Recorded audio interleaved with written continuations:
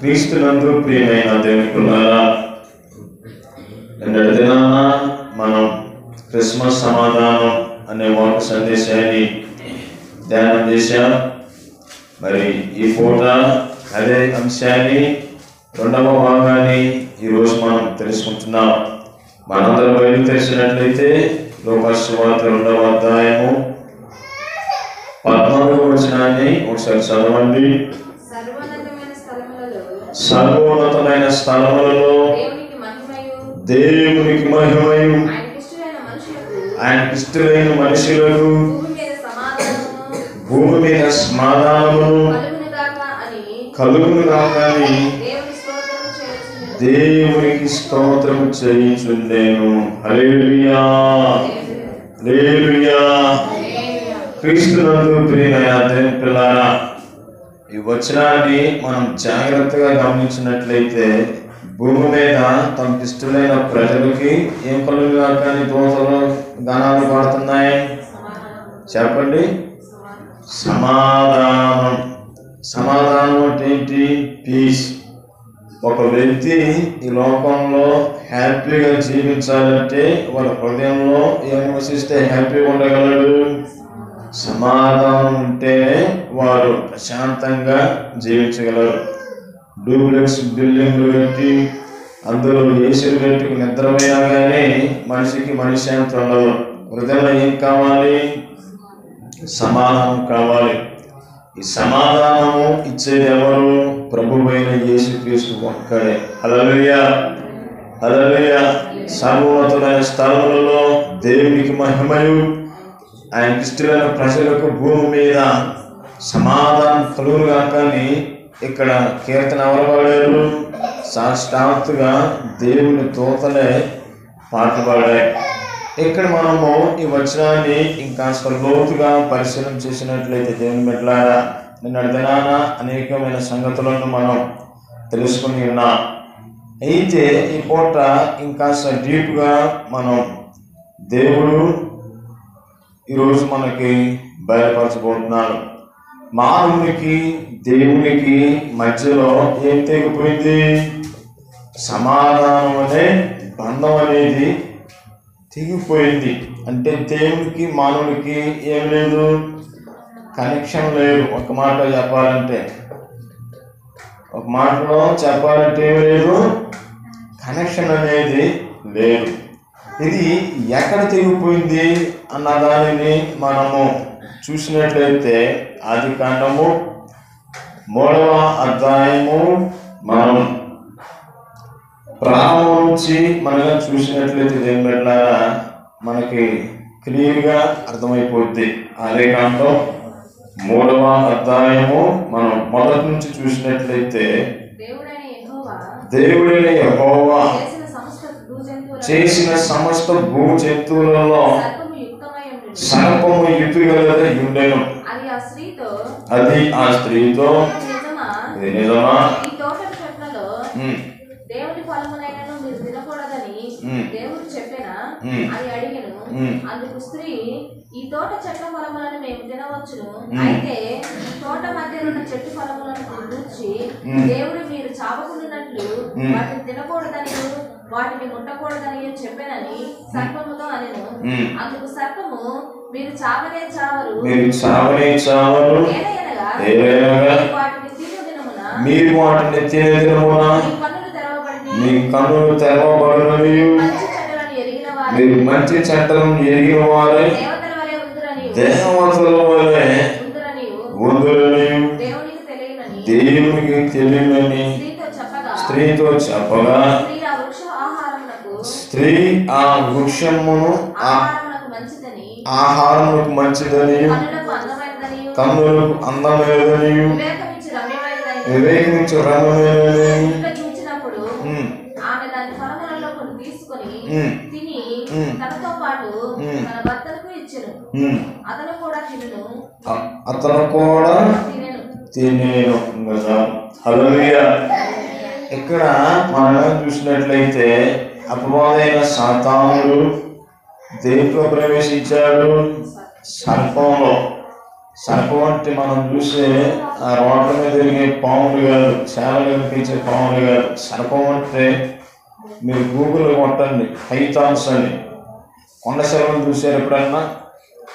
పూర్వములు అలాంటివి పెద్ద పెద్ద ఆకారాలలో ఉంటాయి.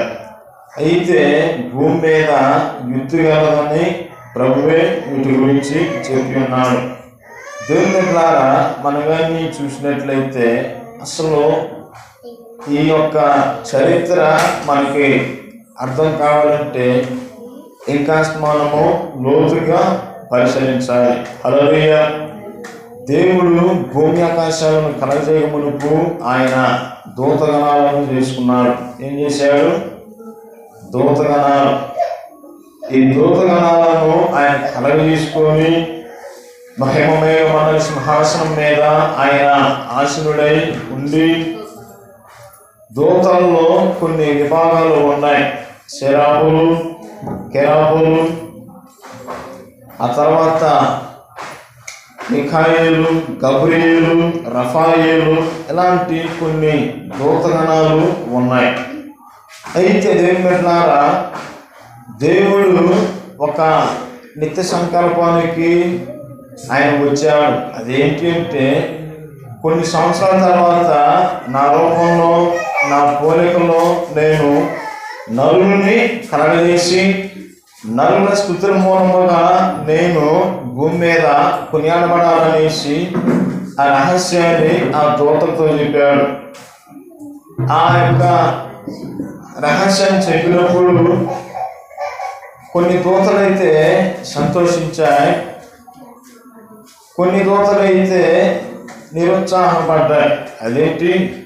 కోట్ల సంవత్సరాల నుంచి మనము ఇన్ని సంవత్సరాల నుంచి ప్రభువుని ఆరాధిస్తున్నాం, మరి దేవుని దగ్గర స్థానము మనకి లేకుండా మానవుడికి ఏదో ఇస్తున్నాడు అనేసి ఈ దూతలు ఏం చేశాయి? తిరుగుబాటు చేశాయి. మీరు గమనించండి, దేవుని సముఖంలో ఇక్కడ ఏ విధంగా పార్లమెంటు సభలో, ఏ విధంగా పోలీస్ స్టేషన్ సభలో ఎలాంటి మానవ పరం చూసినట్లయితే కోర్టులు ఉంటాయి కదా, అలాంటివే పరలోకంలో కూడా ఉంటుంది. భూమి మీద జరిగేది ఒక ఛాయ, ఒక నీడ లాంటిది. నిజమైనది ఏంది? పరలోకం. మన పౌరసత్వం భూలోకం కాదు. ఈ లోకంలో మనం జన్మించామంటే ఒక్కొక్కరికి ఒక్కొక్క ప్రణాళికలో దేవుడు ఈ భూమి మీదకి మనల్ని పంపించాడు. హల్లెలూయా, హల్లెలూయా. ఈరోజు భూమి మీద మనం జన్మించామంటే ఊరికనే కొట్టలేదు. దేవుని యొక్క ప్రణాళికలో ఉండి ఈ లోకంలో నువ్వు కన్ను తెరిచావు. యేసు రక్తమే జయం. అయితే పరలోకంలో దేవుని సింహాసనం ఉంటుంది. ఆ సింహాసనం కింద భాగంలో కెరూబులు, సెరూబులు ఉంటాయి. ఆ కింద భాగంలో గబ్రియేలు దూతలు ఉంటాయి. ఆ కింద భాగంలో మిఖాయేలు ఉంటాయి. ఆ కింద భాగంలో 24 మంది పెద్దలు ఉంటారు. వారి కింద ఈ కోటాను దేవదూతలన్నీ కలిసి దేవుణ్ణి ఆరాధిస్తూ ఉంటాయి. ఈ కెరూబుల్లో ఒక కెరూబు ఉన్నది, అభిషేకించబడిన కెరూబు. దానినే లూసిఫర్ అంటాం మనం. ఇంకా మన భాషలో చెప్పాలంటే పచ్చి భాషలో దయ్యం. చెప్పండి, దయ్యం. ఈ అభిషేకించబడిన కెరూబు ఏ విధంగా దయ్యంగా మారిపోయింది అన్న దానిని మనగా చూసినట్లయితే దేవుని బిడ్డలారా, దేవుని యొక్క సింహాసనం దగ్గర మానవులని ఆయన ఇస్తానని చెప్పినప్పుడు, ఇన్ని సంవత్సరాలు మేము మిమ్మల్ని ఆరాధిస్తూ ఉన్నాం, మీరైతేమో ఇంకా ఎవరు మానవులకి ఇస్తారనేసి దేవుడి మీద అవి ఏం చేసింది? తిరుగుబాటు చేసింది. ఏం చేసింది? సీటు కోసం అది ఏం చేసింది? తిరుగుబాటు చేసింది. దేవుని సముఖంలో సభాపర్వతం అనేది ఉంటుంది. ఏం జరిగినా సరే భూమి మీద ఏదన్నా కార్యం చేయాలన్నా, ఏదన్నా పనిని అమలు చేయాలన్నా ఆ సభాపర్వతం మీద ఎంతమంది పెద్దలు ఉంటారు? 24 మంది పెద్దలు ఉంటారు. ఈ 24 మంది పెద్దలు మనం ఎక్కడ చూస్తామంటే ప్రకటన గ్రంథం 4వ అధ్యాయంలో మనం చూస్తాం. హల్లెలూయా. వీళ్ళు ఎవరన్నది మనకు అనవసరం, కానీ ఈ 24 మంది పెద్దలందరూ ఏం చేస్తారు, నిర్ణయించి ఆ డేట్ని ఫిక్స్ చేస్తారు. అప్పుడు భూలోకంలో పనులన్నీ అమలవుతూ ఉంటాయి. యేసు రక్తమే జయం. వీరికి కూడా ఈ లూసిఫర్ ఏం చేసింది, హెచ్చించుకోవాలని గర్వించింది. దాని హృదయ గర్వాన్ని బట్టి దేవుడు పరలోకం నుండి త్రోసివేశాడు. ఏం చేశాడు, త్రోసివేశాడు. పరలోకంలో ఏం జరిగింది, సమాధానం అనేది కోల్పోయాడు. ఈ కొన్ని దూతలు అన్నీ కింద పడిపోయాయి కదా, దానికి ఏకీభవించి పడిపోయిన దూతలన్నీ ఇప్పుడు భూమి మీద మన ఇండియాలో ఆరాధిస్తున్నాం. అర్థమవుతుందా? చూడండి దేవుని బిడ్డలారా, ఆ తర్వాత జరిగిన పరిస్థితి ఏమిటి అంటే పరలోకంలో సమాధానం లేదు. ఏం లేదు. ఎందుకని, ఈ గర్వించినందుకు దేవుడు పట్టి కిందేశాడు. ఆ తర్వాత మరి రేపు మా పరిస్థితి ఏందనేసి మనసులో బాధ పెట్టుకొని దేవునికి స్తోత్రం, దేవునికి స్తోత్రం, దేవునికి స్తోత్రం అని మనసులో కష్టంతో అవి ఆరాధిస్తున్నాయి. అబద్ధం అనుకుని చెప్పండి, ఇక్కడికి సంతోషంతో వచ్చారా, కష్టంతో వచ్చారా? నిజంగా చెప్పండి, సంతోషంగా వచ్చారు. లేవటానికి ఓపిక రాకపోయినా, కళ్ళు మంటలు పుట్టినా, ఒళ్ళంతా బద్ధకంగా ఉన్నా, అయినా సరే ప్రభు కోసం మనం ఏం చేసాం, త్యాగం చేసి వచ్చాం. హల్లెలూయా.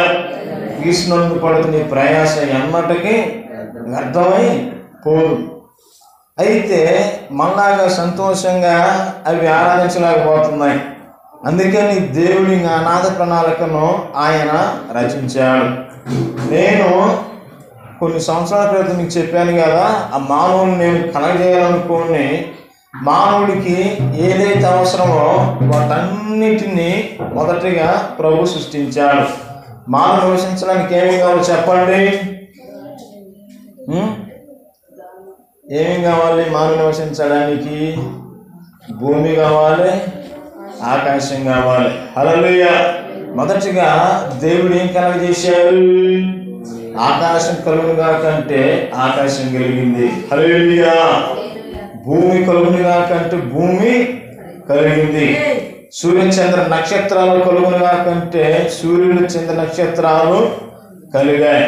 మానవుడికి ఏదైతే అవసరమో ప్రతిదీ ఆయన వాక్కు పలుకుతున్నప్పుడు అన్నీ కలిగాయి. అయితే ఇంతకుముందు ఒకటే పాట, దేవుడు పరిశుద్ధుడు పరిశుద్ధుడు పరిశుద్ధుడు పరిశుద్ధుడు అనే పాట. దేవుడు ఎప్పుడైతే ఆయన భూమి ఆకాశం కలుగుగా కనగానే దేవుడు ఆకాశాన్ని కలగజేశాడు. ఆయనకి స్తోత్రం. దేవుడు భూమిని కలగగా పలకగానే దేవుడు భూమిని కలగజేశాడు. ఆయనకి స్తోత్రం. దేవుడు వెలుగును కలుగుగా పలకగానే వెలుగు వెలిగింది. ఇంకా సేపట్లో మనకి వెలుగు వచ్చేస్తుంది. హల్లెలూయా. సూర్యుడు కలుగుగా పలకగానే సూర్యుడు పుట్టింది. దేవుడు సూర్యుని సృష్టించాడు. ఆయనకు స్తోత్రం. రాత్రి కాగానే దేవుడు చంద్రుని వేశాడు. ఆయనకు స్తోత్రం వేసి పాడే. పరిశుద్ధుడు పనులు అయితే ఆ తదుపరి వచ్చే చరణాలే ఇవి. అంటే మనకి అర్థమైపోయింది, పాటలన్నీ ఎక్కడ ప్రారంభమయ్యాయి? పరలోకంలోనే స్టార్ట్ అయిపోయాయి. హల్లెలూయా. దేవుని బిడ్డలారా, మనం కానీ ఇంకా గమనించినట్లయితే అటు విధంగా ఆకబోసు ఎవరు చేశాడు? నరుణ్ణి నేల మట్టిలో నరుణ్ణి నిర్మించి నరుని యొక్క నాశగ్రంథాలలో ఆయన జీవవాయువును ఊదాడు. ఏం ఊదాడు? జీవవాయువు అంటే ఏంది? ఆక్సిజన్. ఏంది? ఆక్సిజన్. ఈ ఆక్సిజన్ కనిపెట్టింది ఎవరు? ప్రభువే. హల్లెలూయా. మన కరోనాలో ఎక్కువగా అన్ని వేల మంది చనిపోయారంటే ఏమి లేక? ఆక్సిజన్ అనేది అందక. చూడండి దేవుని బిడ్డలారా, ఈ లోకంలో మనిషి నీళ్ళు లేకపోయినా కొద్ది రోజులు బతుకుతాడు, అన్నం లేకపోయినా కొద్ది రోజులు బతుకుతాడు. కానీ ఏమి లేకపోతే బతకడో తెలుసా? ఆక్సిజన్. ఆక్సిజన్ అనేది ప్రాణవాయువు. ఒక 10 నిమిషాలు ముక్కు మట్టుకుని అంతే ఉండగలరా? గాలిలో పోతారు. యేసు రక్తమే జయం. నరుని యొక్క నాశగ్రంథాలు ఆయన జీవవాయువును ఊదాడు. జీవవాయువు అంటే ఆక్సిజన్. ఇంకోటి ఏంటంటే ఆయనలో ఉన్న ఆత్మనే మానవులోనికి వదిలాడు. అర్థమైందా? అందుకనే సామెతల్లో ఉంటుంది, నరుని యొక్క ఆత్మ యెహోవా పెట్టిన దీపం అనేసి ఉంటుంది.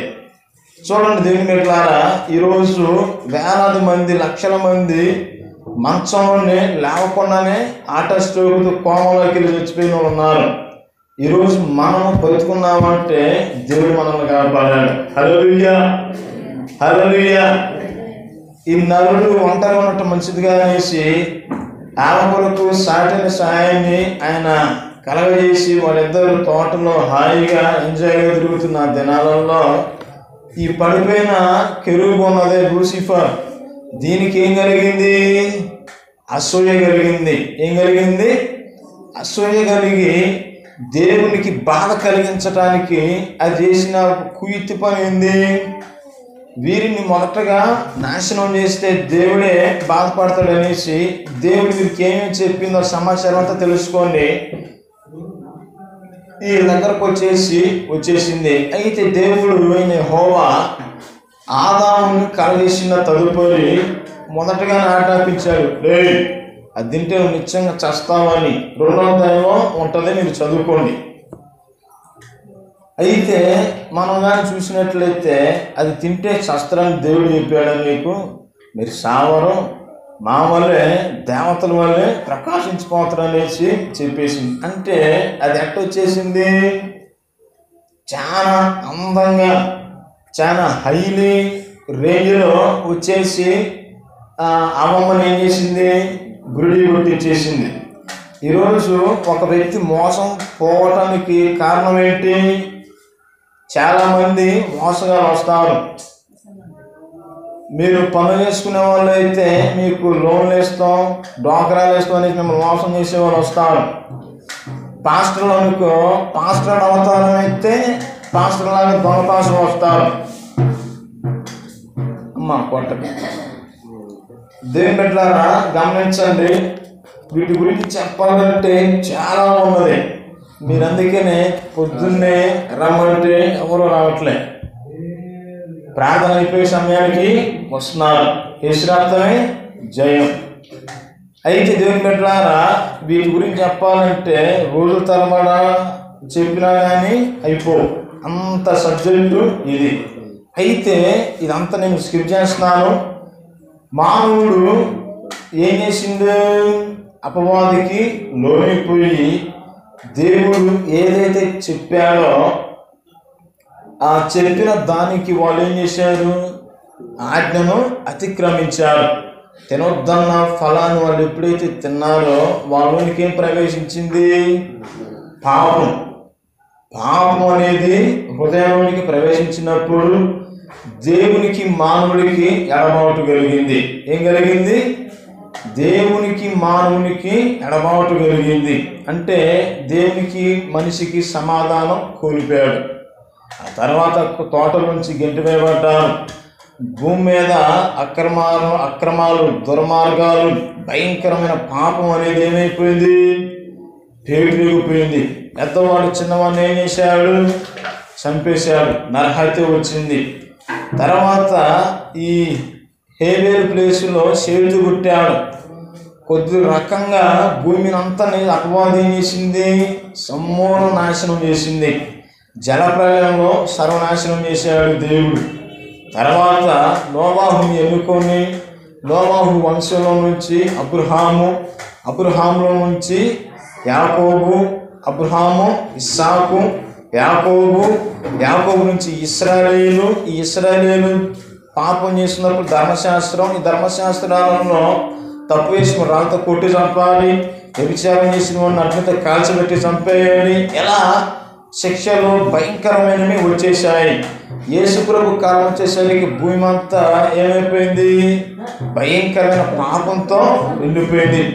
బలుల ద్వారా రక్షణ రాదు, కానీ ఇలా కలగజేసిన మానవుడే చనిపోవాలి అనేసి పరలోకంలో సభ పెట్టుకొని ఎవరవుతారు నా పక్షానని ప్రభువు ఆయన అడిగినప్పుడు యెషయా గ్రంథము 6వ అధ్యాయం 8వ వచనంలో నా తండ్రి నేనున్నాను నన్ను పంపమనేసి సాక్షాత్తుగా యేసయ్య చెప్పాడు. హల్లెలూయా, హల్లెలూయా. అయితే దేవుని బిడ్డలారా 6వ అధ్యాయంలో యెషయా గ్రంథం 6వ అధ్యాయంలో దూతలు ఏమని కీర్తిస్తున్నాయి? దేవుడు పరిశుద్ధుడు, పరిశుద్ధుడు, పరిశుద్ధుడు. ఎన్ని ఉన్నాయి? అది వద్దులేము, చదవద్దు. ఎన్నిసార్లు ఉంది పరిశుద్ధుడు పరిశుద్ధుడు అని? ఎన్నిసార్లు? తండ్రి, కుమార, పరిశుద్ధాత్మ, త్రియేక దేవుడు. హల్లెలూయా, హల్లెలూయా. దేవుని బిడ్డలారా చూడండి, నేనున్నాను నన్ను పంపమని అన్నప్పుడు ఈ లోకంలో పరిశుద్ధురాలు ఎవరన్నదని చూసినప్పుడు మేరీ మాత పరిశుద్ధంగా ఉన్నది.